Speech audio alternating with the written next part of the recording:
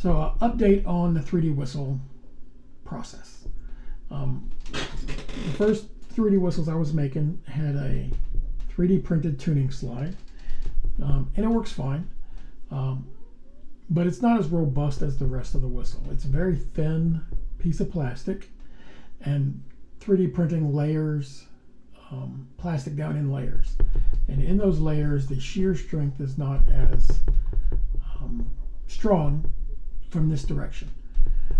If you take care of one of these, it will last you, but if you're rough with it, you can break these. I broke one shoving the whistle in and out of my boot all night, and so you just have to take a little care.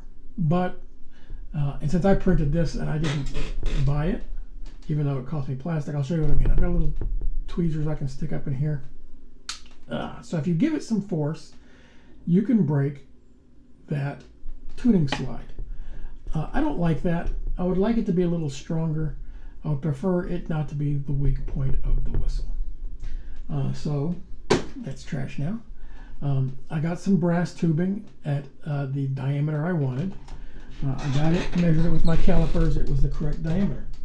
So I printed a whistle without a tuning slide with a little bit of a cut in that area, like a Morrison tenon joint, where I could put a bit of brass tubing and glue it up in here. And then now the tuning slide is not the weak bit of the whistle.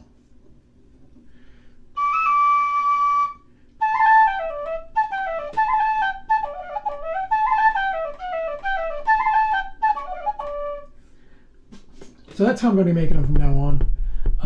Now you'd have to put out quite a bit of force to break the whistle itself. It is thicker plastic, and you know, it should hold up as well as any other plastic instrument. But you know, you can be a little rougher with the tuning slide. You don't have to worry about accidentally, if you put pressure on it from this angle, breaking it, that kind of thing. So this is the new process. It's how I'm going to be making them from now on. It's an improvement over the old process. I still have plenty of whistles made with the old tuning slide that work just fine.